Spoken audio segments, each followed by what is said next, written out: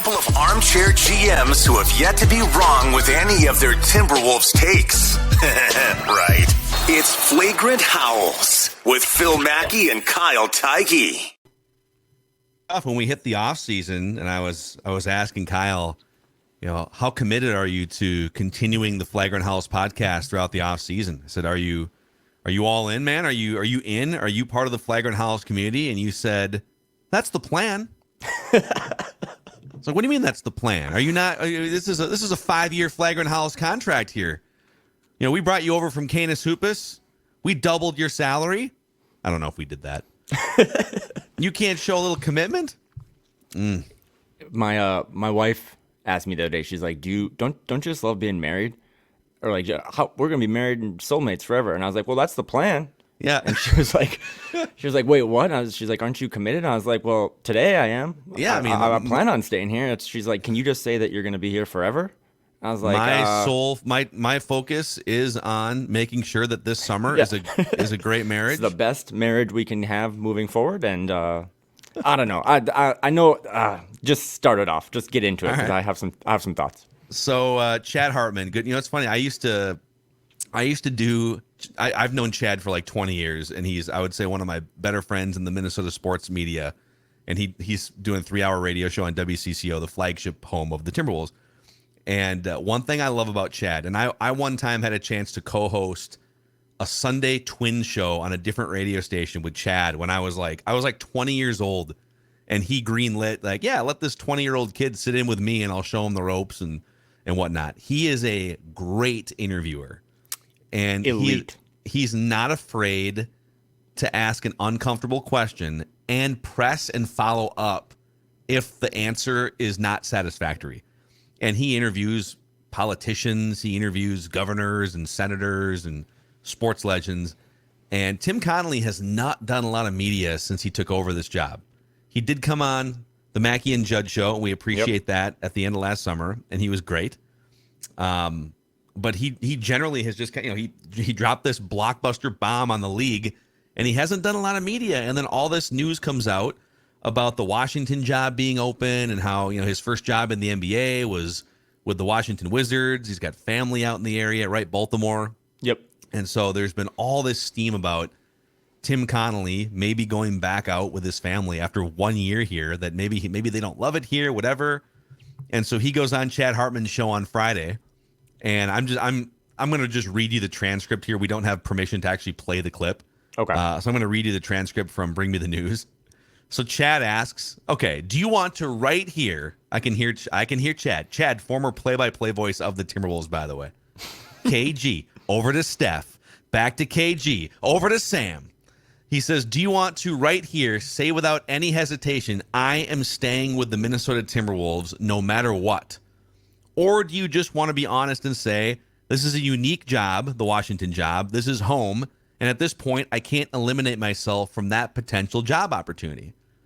And Connelly says, no, I'm just totally focused on the Timberwolves, trying to get us better. We didn't do better than last year. We got to figure out how we can make this team better. Just left the office watching draft videos. All eyes are on the Timberwolves and how we can make this team better, and hopefully next time we have this conversation, it won't be this early in the season. He's kind of deflecting and saying, well, we're trying to make the Timberwolves better. And Chad says, respectfully, though, that isn't really answering my question, right? You could just say that, hey, 100% I will be the Timberwolves president of basketball operations next year. Right, Tim? And Tim goes, yeah, that's certainly the plan. That's why we came here and moved here. Again, we got a lot of unfinished business. It's been a really fun year on and off the court. We're fully committed to being a Timberwolf. How would you rate his level of commitment after that exchange? Well, one of the things I like doing with you is, since you've been in this game much longer than I have, and I learn a lot from you, but I think some of the listeners do as well. One of the things you mentioned that I think is important is that interview is awesome, and I think you should go listen to it, even though there are times kind of a nothing burger. But it is the flagship station of the Minnesota Timberwolves. And he's grilling the president of basketball operations. Literally uncomfortably too. And by the way, Tim Connelly took it so seriously that he was like pretty much had an AirPod in while he was like moving a stroller around or bringing a stroller back to his house. So I mean, it wasn't like he was locked in the office for that interview. But I only say that because I think Chad could maybe get away with pressing a little more. I've seen some people be like, why don't the other local media members? Man, that's not how this works. Let's just flat out say it. Like, I'm not gonna. It's actually the opposite sometimes, in that if you're the rights holder and you're supposed to take it easy on the local teams, right? And he doesn't listen. You know, he's a 30-year pro in this industry, was the voice of the Timberwolves for a long time. He's got the leeway to ask whatever he wants, regardless of partnership. So I just think that, like, he knew that he could, like, because when he asked the question, I was listening to it live. I was like, oh, that's a good question. And then Tim just kind of skirted it. And then it was like Maury Povich cringe levels of real reality TV, where he was like, yeah, that's not what I asked you. And I was like, oh my God. Yes. No one, like, I've asked about this. I'm 34. I've asked about this for 44 years. Like, let's have accountability with our professional franchises. Like, that's not the worst thing in the world. So, what do I take from that? I mean, that was on top of what he kind of said at exit interviews, and we talked about that. And then there was a kind of report today, too, from someone in Minneapolis that I'm unfamiliar with. So David Shamma. Okay. I can explain this real quick. So David Shamma is he's a local media member. He has a newsletter, Shamma's Headliners. I don't know what kind of reach he has in terms of, like, mainstream audience in the Twin Cities, but he does have connections, and he did report Glenn Taylor said Tim Connelly is staying and has no interest in the Wizards job. Although Glenn Taylor also didn't even know who Tim Connelly was like a year ago. So I know he's still the majority owner of the Timberwolves. I don't know that Glenn Taylor is the most plugged in to speak on what Tim Connelly will or won't do. So I do, as you start to kind of dig behind the scenes, like, I was actually thinking, I'm hoping that, like, our friend and colleague Doogie will get to meet up with Glenn, because Doogie always gets Glenn just unfiltered. But you've started to, I guess my thing is, I haven't actually heard that the Wizards are interested in Tim Connelly, right? Like, I know maybe someone from The Athletic name dropped him, but you've started to see the names that leak out, and I think they're all younger, kind of minority candidates, like a Trajan Langdon. There's someone from the Nets, I think last name is Peterson, that's, like, kind of an up-and-comer. But it seems like, Milt Newton, who had a cup of tea with the Minnesota Timberwolves, so they might have a specific type of, candidate they're looking for. And I don't even know if the Wizards are interested. So when that David Shamma thing comes out and it's like, yeah, Tim's not interested in the Wizards, I do wonder too if like if you're trying to, like, I'm not interested in Kyle. It's like, well, I'm not interested in Phil. Like, you know what I mean? That type of back and forth. But it would have just been great. I can't believe that this man has 25 years of experience. I'm warming to him on some things. I said that last week, where I was, like, kind of buying stock in him because I'm a degenerate, but I just can't believe that if you've been doing this for 25 years, you have all these relationships with agents and execs and stuff, you wouldn't just be better at this. And just, that if you dance around the response or the answer, it's going to make news. And if you're a president, don't you just want to eliminate, like, this is the same team that punched each other on TV and, like, has had, players only meetings and all this stuff. Like, wouldn't you just want to, like, try to ease the drama and just say, hey, listen, I'm signed up for 5 years. I want to be here for 5 years. We have so much to do. We've got some work to do this offseason, but yes, I'm staying here. And by not doing that, even if that's what he meant, it was just a really, I thought, kind of a missed opportunity to, like, we want consistency. We want, everyone to stick around and try to build this thing up like actual good franchises do. And him not doing that on Chad's show, I thought was just kind of a missed chance to, whatever. Also, I think what's bizarre about it is, let's say you are going through some back channel steps pursuing the Washington job. Let's just say, don't do an interview. It's not like, I think you, yes, right? Like you could easily, so he did the end of season thing, the media scrum. And I can't remember what the timing, if there were some rumors at that point. This is going back a couple weeks. It had been a little out there, yeah. And he had made a couple vague comments about, like, that the plan is to be here. He kept talking about, like, the plan is to be here. And maybe that's just his weird way of phrasing it. Just like you said, hey, honey, it's been great being married to you. Do you see us being together for another 20 or 30 years? And if your response is sort of underwhelming, well, that's the plan, right? So he did do that whole thing on, at the end of the season press conference. He's not obligated contractually, from what I don't think so, to do like a radio interview if there's uncertainty. So if you're out of the Wizards job running and there is no uncertainty, then answer the question with more certainty. I don't know if it's just like a lack of media savviness or what, but and I don't. The only time I've ever talked to him it was on our show. Like, otherwise, it's just been sort of anecdotal, the things I hear about him. He seems like a really good, affable guy. And he seems like behind the scenes, even in Denver, it seems like he did a really good job just sort of building relationships with people and media. It doesn't seem like a David Kahn situation where he's socially awkward, hard to work with, and doesn't get it. I don't think those things are true about Tim Connelly. It just kind of feels like he's being a little wishy-washy in the things that are being reported and in his answers to some of these direct questions. And it goes back to like injury reporting or whatever. Like it is 2023, and we all have, I mean, truly, like we all have more access to information than we've ever had before. And everyone and their cousin has a source that works in tickets and sales and marketing and stuff. Like, we know enough now that just be transparent. That's, I think, especially for this fan base. Yeah. I always think of the Josh Okogie, like, left a game in LA, he's cramping. Actually, he tore his hamstring off the bone type thing. It's like, just be honest with us. And I think you make a really good point that if you know you're doing the Chad Hartman show, which is the flagship show and has, thousands and thousands and thousands of listeners, you have to know that question is going to come up. So, I mean, if you're not, so then it's come back into like everyone else you talk to. I always reference the Nuggets people, the beat. They think Tim is awesome. I'm giving Tim, like, outside of the Rudy Gobert thing, which I think every day becomes more and more of a disaster, or people get more and more frustrated. Like, there's a lot of good in my mind that I think he's done with some of the moves on the roster and some of the behind-the-scenes relationship building. But it's like, are you good at your job? Because if you're really good at your job and you have 25 years of experience, you have to know that going on the biggest radio show in the city, that's going to be like question number 2, right? Like, the season was a disappointment. What do you do moving forward? Hey, by the way, are you going to even be here? Like, where are you right now? Like, GPS location. So the fact that he just dropped the ball, and that's like, maybe he just didn't care, but you should care, because that's one of the things I loved about Flip Saunders was he was probably a little too public sometimes when he would do Friday radio hits. Like, he would be like, hey, you guys want to FaceTime? I'll show you the draft board. It's like, no, Flip, like, you just keep that to yourself. Like, we don't need to know that.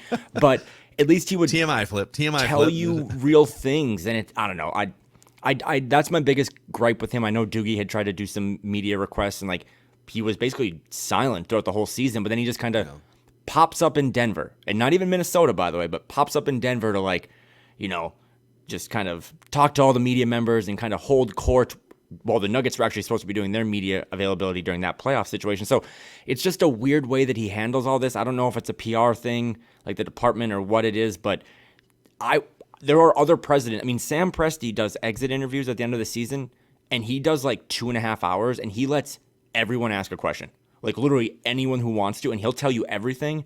You don't need to be fully transparent and tell me how the sausage is made, but, like, at least admit that you sell sausage is kind of my thing, and he doesn't do that. Yeah.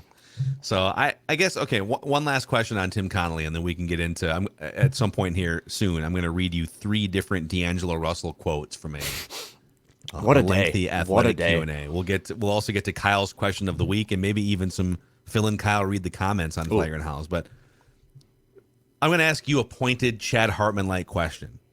I want to see what your answer is, or if you answer the question. Do you want Tim Connelly back for a second year as the Timberwolves Pobo? I mean, that's the hope. No, I'm just kidding. This is where I'm going to really go against the grain. I do. Because I am more concerned with some of the other stuff you hear about, like, his strong relationship with, like, an Anthony Edwards, or maybe even like a Clutch, which is going to be something we're going to talk about more moving forward as Ant becomes more and more of a focal point, is like appeasing him, appeasing his agency.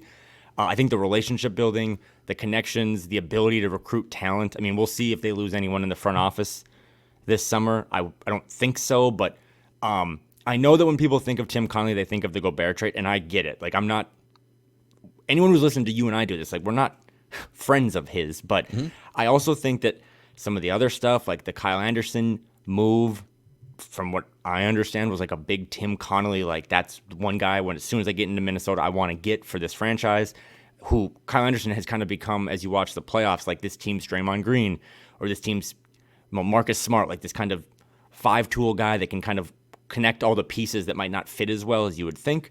And then, like, I obviously have said how much I believe in Josh Minot. I think that was a good second-round pick. The Walker Kessler pick was a Tim Connelly thing. Obviously, Walker Kessler was ready to play now, not like a 2-year project.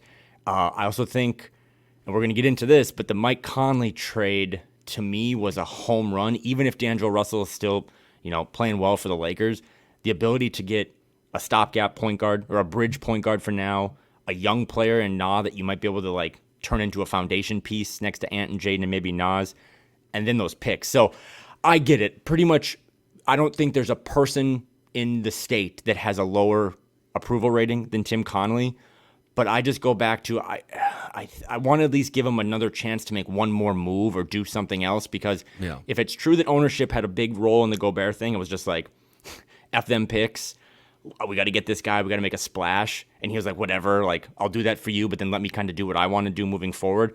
I fear that one of the reasons this franchise has been so dysfunctional is because every time someone messes up or sucks, we just completely kick them out.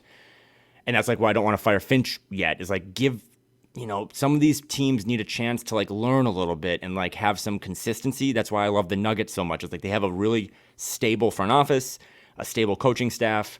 That's not a popular answer. I would love to know what your answer is, but as sick as it sounds, I think I want him here for another year to see what he can do now and clean up the mess that he kind of made. I want him back too, just to answer my own question. Okay, interesting. Am I as confident in him as maybe I was when they acquired him? Probably not, just because of some of the things we've just talked about. But you kind of hit on this. It's an organization outside of Flip Saunders that's just filled with turnover and chaos and uncertainty, unstableness.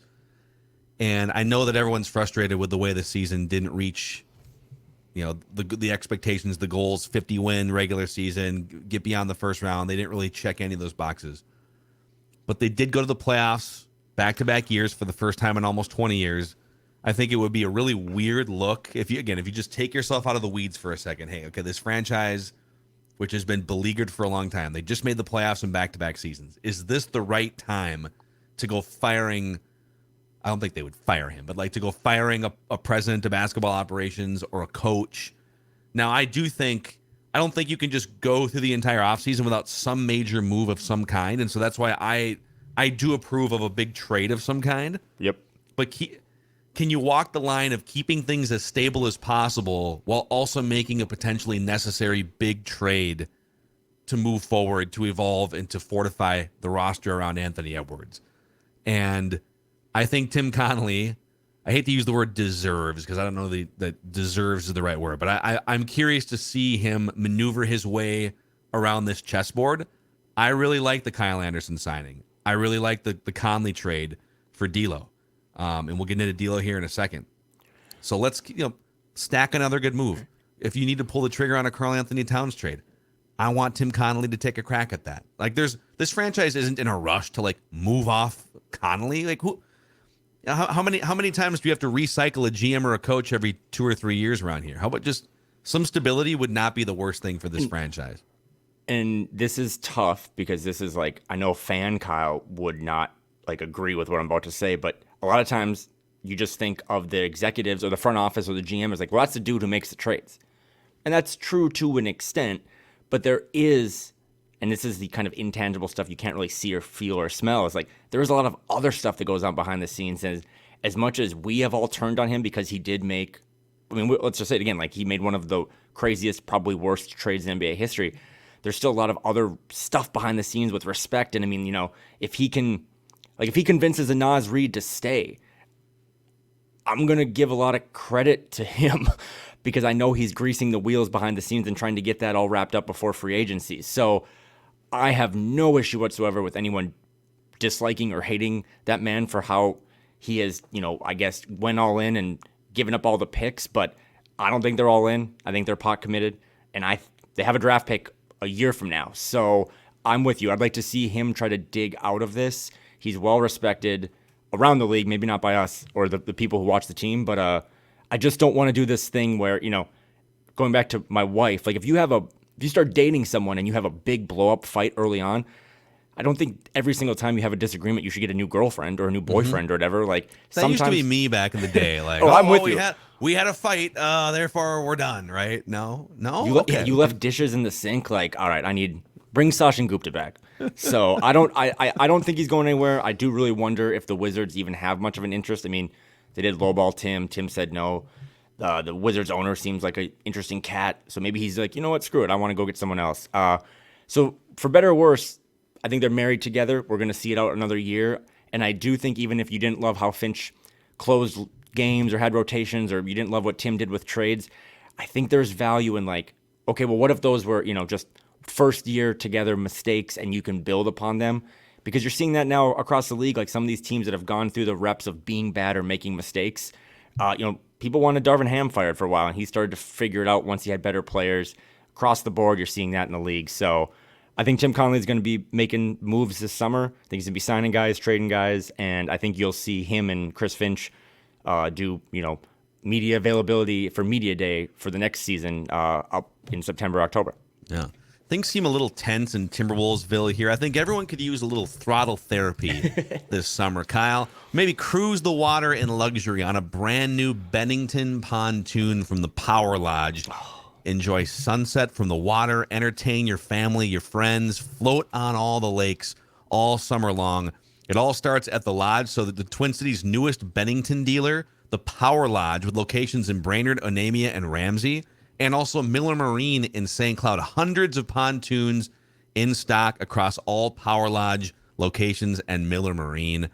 Get out there. Tim Connelly, get out there. How about we need Connelly, Gobert, Kyle Anderson, anyone that's experienced any sort of turmoil or tension here.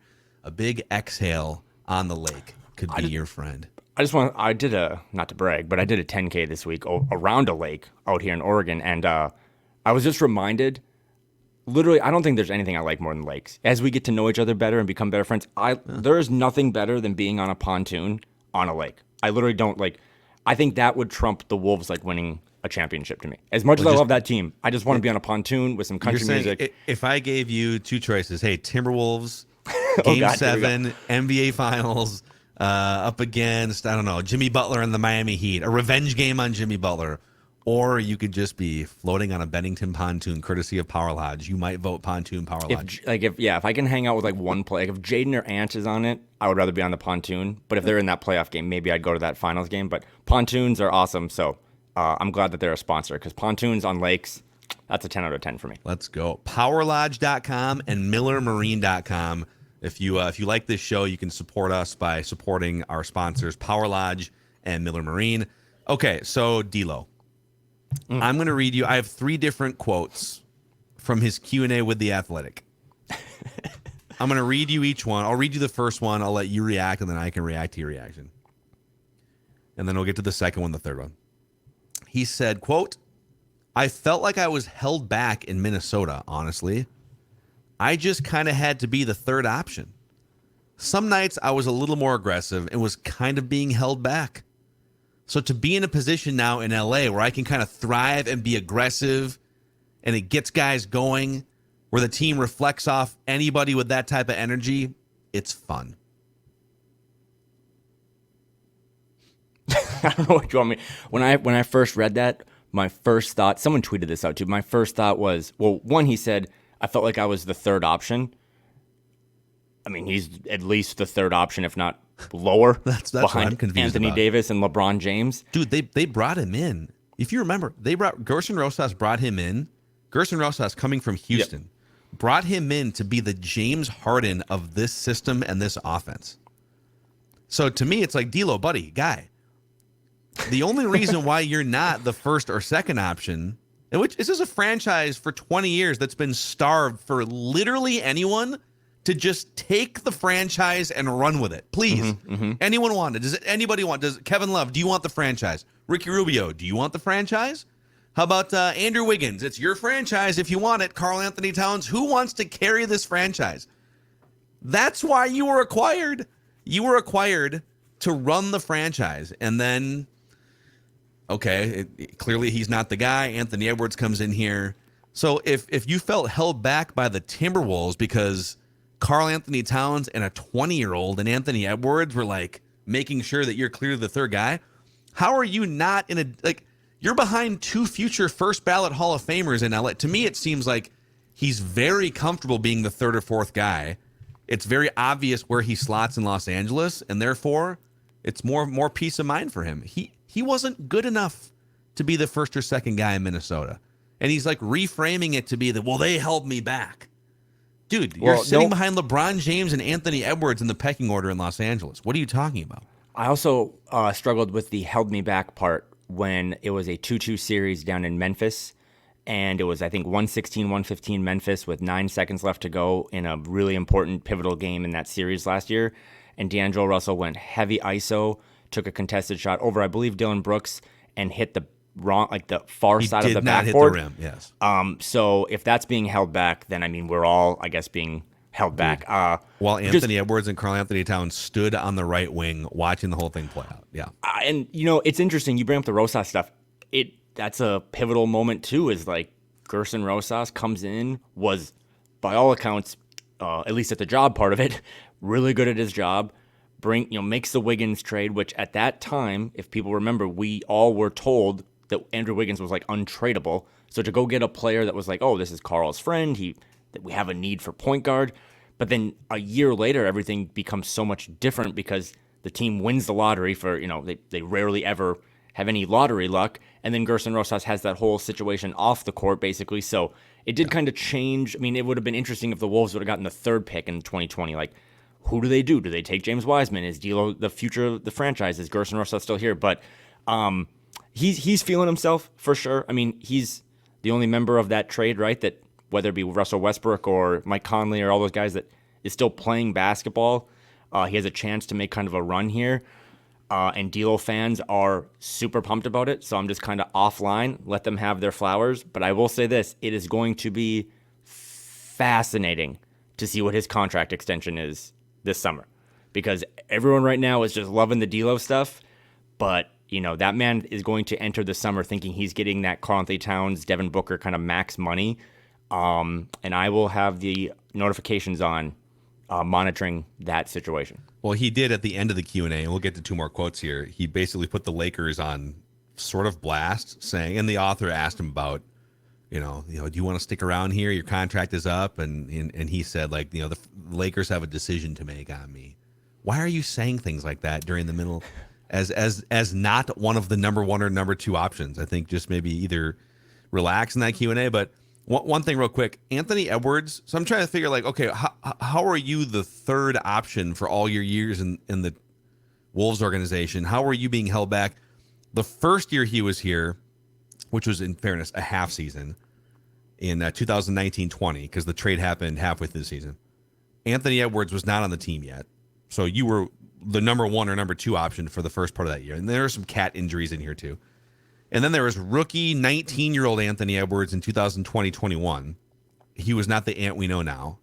And so, again, like, Dilo was not the third guy then. I would even argue last year, even though Anthony Edwards emerged and shot the ball more, especially in the playoffs, he's 20 years old. Like, Anthony Edwards for half the season wasn't the Anthony Edwards we know now.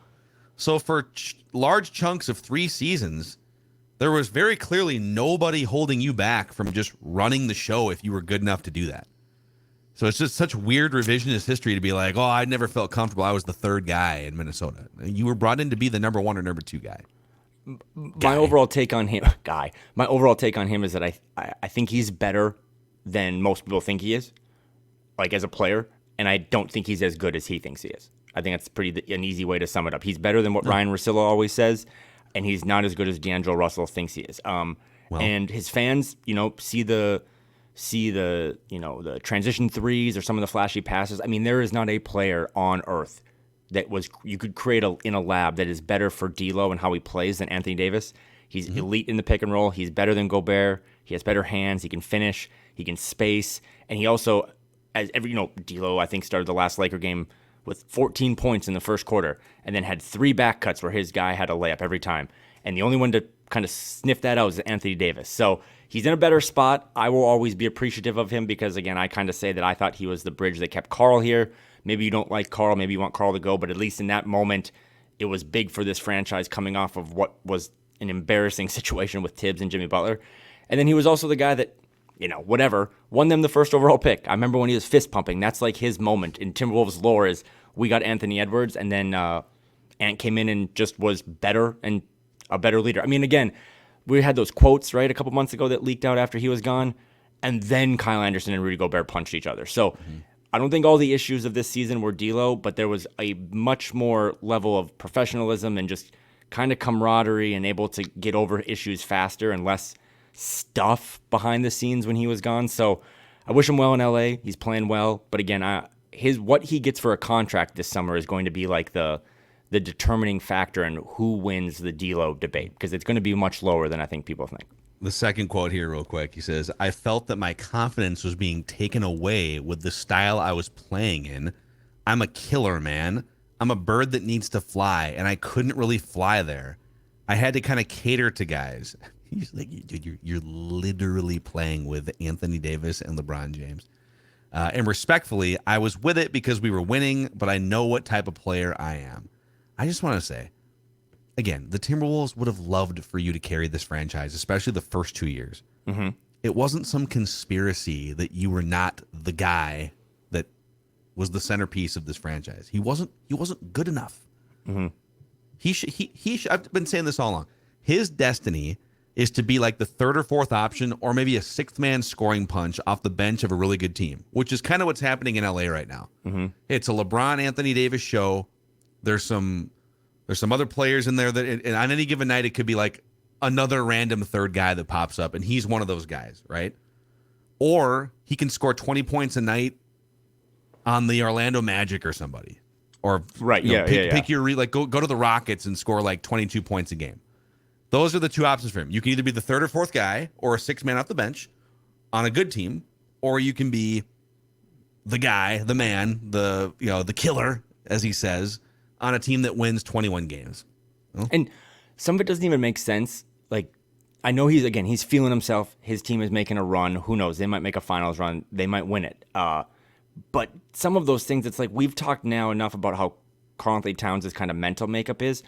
I'm pretty sure that Karl would have been like, oh, Dilo, you want to drive the bus? Like, you can drive the bus. Like, Karl has shown at least one of the pros of him, maybe a con, I guess, too, is like an ability to defer to others. Like, no, this can be your team. Ant was always very, and has been always respectful of like his elders or his vets, and I don't think he would have complained. So it's like, to your point, if Dilo wanted to make the Minnesota Timberwolves his team, he could have done it and probably would have had a better chance at a bigger payday had he have just played better basketball. But I mean, like, the splits of what he's doing now in LA to what he's doing in Minnesota are the same. It's not like, he's shooting a little bit better, but also everyone that's ever played with LeBron James and Anthony Davis gets more open looks than they would have, wherever else they were playing. I guess my thing is he could have been the alpha in the locker room, and I think at times tried to be and maybe was. I don't know. He is not the alpha in that locker room. It is LeBron James's locker room. It's Anthony Davis's locker room. It might be Rui Hachimura's locker room or Dennis Schroeder. So I don't know what pecking order he is down there. He also was like pulled at times in games too against the Grizzlies in that first round. He had the same struggles as he did last year against the Grizzlies, but he's feeling himself. It was a good article at the time by The Athletic, but the quotes, none of them make any sense. And that just kind of sums up my opinion on him. And then the last quote here, and then we can move on to other things. Dilo said, I learned so much from the Warriors, his time with the Warriors, brushing shoulders with Steph Curry, seeing how he operates, how he moved, how he talked. Draymond Green, seeing the way that he can play defense. What everybody there does is special, and I got to cross paths with it. I got to see all that, and I put it all in my bag and took it with me. You know what I mean? As someone that watched the 4 years after his time in Warriorsville, I don't know what you mean, actually. I don't see the cross between Steph Curry and Draymond Green as much as maybe he sees in himself. So DeAndre Russell played 3 months with the Golden State Warriors. So I don't know what kind of internship he had where he was rubbing shoulders and elbows with Steph Curry. He played 33 total games with the Golden State Warriors. So he must have been on one hell of an internship. Again, he's better than most people think. He's not as good as he thinks. I wish him well. But it is those comments that come out in a moment of like, hell, I'm having a good week. Vote me for president. That probably did also rub a lot of people the wrong way. Again, stats are stats. He's playing well right now, but stats are also stats. And this is like his fifth team in 7 years, 8 years. He might, he was moved out of LA. He was moved out of Brooklyn. He was moved out of Golden State. He was moved out of Minnesota, and we'll see. We're a month and a half away from seeing if the Lakers want to move on from him or keep him. So if they sign him to a big fat max contract, he'll get everything he wants, living in California, going to Nobu. But like to your point, if he's 6 weeks away from being this backup point guard to Jalen Suggs in Orlando, we might have to have this conversation again. Yeah. Okay, we're going to try and sprinkle in. We're going to go weekly for the majority of the summer here on Flagrant Howls. And so what we will try to do, Phil and Kyle, read the comments as much as possible. I want to get to this one. This is from about a week and a half, 2 weeks ago from Jesse Norrell. Okay. And I believe he dropped this into, I don't know if this is from YouTube or if I grabbed this from the Score North app, the feedback tab, but you can hit us up through any of those channels. He says, I have a bunch of things I've been meaning to ask, perhaps off-season Timberwolves fodder. The national media is his first category. The way the national media treats this team is bizarre. Did you ever see where Mark Spears said on The Jump a year or two ago that Timberwolves fans were soft for both cheering and booing Jimmy Butler when he blew up the team, but also played for a while after that? Then did you see in the Denver series, one of the national announcers said, I don't think Wolves fans know what they have yet in Anthony Edwards. Literally, what the hell? He's the only thing we know. Could they please stop making assumptions about Wolves fans? They have no idea what it's like. And they don't, right? I mean, no one that has ever really commented on them takes the time. I think about this too. Like, it's hard enough to be on top of all the news and happenings of one team that you like or cover, let alone to be locked into all 30. It will never really change. I mean, even like if they make runs and Anthony Edwards ascends to that top 5 status, look how quickly the media has turned on like a Giannis and the Bucks or some of these other like super duper stars and small. I mean, if the Nuggets kind of choke against the Suns in this series, they will come for Jokic. The national media will come for that man, and it'll be gruesome. So it is what it is. I've been in those shoes too. I've complained about it on this podcast that like, you know, there's just not a lot of attention, and the only reason I worry about that is because I think sometimes that can infiltrate players' minds, and that's why they think about larger markets. Is, you know, whoever plays for the Lakers, it's always, you know, rosy yellow glasses every way they talk about them. So it'll never change until this team wins and wins more consistently. And that's why I believe in Ant, because I think he's got that personality. I mean, the Wolves were never having people on the jump before Ant. I mean, maybe Carl after like a 60-point game in San Antonio or something, but he's a reoccurring, you know, person on a lot of pods, and he's the type of guy that can literally lift. That's why I love watching Anthony Edwards. He can lift this franchise and erase a lot of that bad extra baggage that has come with them over the years. But I'm with you. It's just another reason to like and subscribe to Flagrant Howls or to support the local media people covering it, because I think they put on a better showing and tell players' stories better and just give you a better, true opinion of what's going on with your favorite basketball team. One more read the comments here for now. This is from the Score North YouTube channel. And by the way, if you are watching us on the Score North YouTube channel, if you could click subscribe and the like button, it helps spread the word about the show to fellow Timberwolves fans. And if you could give us a 5-star rating and a positive review on Apple Podcasts, it'll do the same thing. So T. Kluber says, Walker Kessler named first-team All-Rookie this week. Imagine him next to Jaden, Minot, Ant for the next decade. Just need a young point guard to go along with that. Yeah. He is great. If he wasn't good, I wonder how we would talk about the Gobert trade, because they still gave up picks. But again, if you're watching, like, Patrick Beverley had a pretty reduced role in, you know, LA and then moved on to Chicago. Malik Beasley doesn't play for the Lakers. Vando obviously is a really nice piece on a nice contract, still young. But the Kessler thing is what really pushes it over the line of like, that was a bad trade to that was a really, really historically bad trade. But I mean, it also just goes back to whatever dumb analogy I said about blowing off your finger with fireworks. Like this, it is what it is. It's all done. I wonder if Walker Kessler would have, I believe a lot in players getting drafted to the right team. And I do wonder if Walker Kessler would have had a chance to develop here as well as he's done in Utah. But he's great. I mean, he's a really good player. I'm interested to see what it's like when they start game planning for him more, or like attacking him more. And you know, if he can do it again next year in his second year, then it's just even worse. The trade is even worse. But I still think there's some time to figure out. I mean, that Utah team, was playing meaningful games for the most part, but never truly meaningful games. Like, I'd like to see Walker Kessler in a playoff series. Like, can he stay on the floor? So it's interesting, but I mean, we don't talk enough about the Cavs, what they gave up, man. They gave up the most improved player of the year.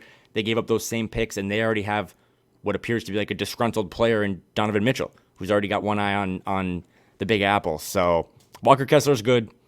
I think people inside Minneapolis or inside the Timberwolves organization thought he was good, which is like, well, what the hell, man? Why did you? That's what I choose to take away. That Tim Connelly has a keen eye for NBA draft prospects, so much so that he was willing to just punt one in that trade to the Utah Jazz. Hey, Chris Finch loved the Kessler pick. I remember hearing that specifically, and for him to be gone, it was like, okay, well then he must love getting a 3-time Defensive Player of the Year. It just hasn't clicked as well as it's clicked in Utah, but Walker Kessler's good. I didn't think he was good. I have tweets out that are like, whatever you do, just don't draft that guy. Whatever you do, don't trade for Rudy Gobert. Both things have happened, and now this is my life. In our final couple minutes here, it's time for Kyle's question of the week on Flagrant Howls. Okay, so I saw that you were promoting on Mackey and Judd starting. Is it every Monday now? You're doing State of the Twins? State of the Twins every Monday, yeah. Okay, well, this is still company man. This is where I get a lot of my other. I'm a diehard Twins fan, diehard Vikings fan, diehard Kraken fan. Anytime you want to talk about the Kraken, let me know. Let's do it. I'm just curious, and I want to go back to you because you covered the Twins on the beat and have done it for many years. A lot of people that cover the Twins are really good, like just like the people that cover the Wolves from a blogging standpoint, podcasting, whatever. But it does seem like, and I want to know why some, not all, not a broad brush, why some people that cover the Twins seem to have this superiority complex over like people that cover the Timberwolves or the Timberwolves in general. And I always harken back to like the last time the Twins won a playoff game, not a series, a playoff game. Was 2004. I was George a freshman. W. Bush's first administration. Yeah. So again, I'm just wondering, like, you get this credit, you trademarked it, but the Minnesota Timberwolves fans, Eminem 8 Mile thing about we know all the things to say against us, we're very self-aware. I think that's what makes this fan base so awesome, is that they're very self-aware. I sometimes wonder, and I am a Twins fan, why the self-awareness doesn't translate over, because it's like the Twins are also kind of a dumpster fire for the last 20 years. And I just don't think that some of the people that cover that, they cover that like they're more like the Vikings than they more like the Twins. And I don't know if I'm wrong, but I'm just curious. And I know I'm opening myself up to some feedback here, but I always just think the Twins are more Timberwolves over the last 20 years than they are Vikings. They're I defer to you. Yeah, the Timberwolves have had a lot more regular season embarrassment. You know, the Twins have at least won the division. That's true. I think the level of just incompetence and just if you were to start to list all the really embarrassing things between the Twins and the Timberwolves list would be a lot longer the last 20 years. So I will give the Twins that credit. Okay. But I think the best way I can phrase it is, and credit to the Twins. The Twins as an organization have done an amazing job convincing the public that they remain this little engine that could, and anything that they do, winning divisions, even getting to the playoffs, is just an act of sheer organizational genius. And hey, if you criticize our shortcomings, shame on you. Look at all the great things we've accomplished as a shoestring budget organization, which I don't think is correct anymore. Since they moved into Target Field, they've generally had league average payrolls. They've had, now, in terms of like revenue, you could start to break down, all right, rank all the teams, because it's not like the NBA and the NFL where everyone is kind of equal. Like if you're Charlotte and you're New York, you have the same amount of money to spend on your roster in the NBA and in the NFL. That's not the case in baseball. So in some ways, I think throughout the last 20 years, the Twins have probably overachieved based on how much money they pump into their team. But in other ways, they do have, and they've built this organizationally, an amazing protective shell around their brand. Okay. There's a lot to unpack here. There really is. And I remember, on the spot. I know. No, dude. When I covered that team, and I was a Twins beat writer for like 4 years, working for 1500 ESPN radio, and so I did radio shows which were more opinion driven, and then I covered the team, which was more of like news reporting and insiding and stuff. So it was kind of a tough line to walk when you'd say something, you'd rip someone on the radio, and then you'd walk into the clubhouse and they'd glare at you, right? But I remember there was a couple times where I would criticize Ron Gardenhire or criticize Terry Ryan or Bill Smith the front office, and they took personal offense. Like, I would get called into the principal's office, get sat down, have to sort of explain. Not that I had to explain. It's a free country. I can write whatever I want. But you'd have to like a back and forth sparring session about a line in an article or something. And so there was always this kind of protective nature of like, why are you criticizing us for this? Oh, because I think you deserve it. You guys are, it's a multi-billion-dollar entity. You guys are fine. You big boys, you can take criticism. Sometimes I feel like the Timberwolves are Teflon. And I don't know, maybe you've gotten this, like, I can only count maybe once or twice in 20 years where I've gotten a call from someone, and I've hammered the Timberwolves and Glenn Taylor for 2 decades. And I can count maybe twice where someone from the organization has called or texted or said, hey, man, like, what you said was, I want to fight you, Right. And the Vikings, like, they just don't. They're so big. They just... I've been ripping Kirk Cousins for 3 years, and not once has anyone said, like, what are you ripping Kirk Cousins for? That's not very nice. And some of this was inspired. Someone sent me, I don't check it out too often, but someone sent me like a Jim Souhan article where he kind of like almost pseudo-defended like the Wolves and Carl, and used it as like, why don't we have this same, hashtag keep that same energy for how we talk about the Wild. And I know over here at Score North, like Judd and Declan do a really good job of, they painted a pretty gruesome picture of when the Wild kind of collapsed. But all this stemmed from, and this is the worst way to stem from it, but somewhere in one of my comments and mentions, there was like a back and forth between a Wolves random fan and a Twins random fan, and they were going at it. And the Twins fan told them deep in the recesses of a tweet I had, like, hey, go win a playoff series. Yeah. And I was just like, go win a playoff game. Go win a playoff game. Like, I don't, like, if it's okay that we're both just kind of these down there, we're not F franchises anymore. I think the Wolves like, hey, back-to-back playoff runs. Like, we're now D- or D level, and we're ascending. But I just wanted your opinion because you've kind of been my Twins guy, and it's just, let's all embrace it. And I'm a diehard Twins fan. I bought the MLB package. I watch all the games, but I don't think that franchise right now is any better than the weird one that you and I talk about once a week. No, and just know that the Timberwolves have won, I believe, 4 playoff games to the Wolves have won 4 playoff games to the Twins 0 since the Twins last won a playoff game. And the Timberwolves probably scored more points over the weekend than the Twins did. So, and the Timberwolves don't even play. They're in Cancun. It was pretty close. So, well, thanks for that. I wanted your opinion. We'll get back to, like, would you rather fight a dog or a bear or a shark next week? But I wanted your opinion on that because I was like, come on. Unless you're the Vikings, we're all pretty much the same franchise right now. Wild, Timberwolves, correct. Twins. Sometimes it feels like the Twins try to resist being in that bin. But, dude, 0-18 in their last 18 playoff games. And it kills me. It is worldly historical. Worldly historical.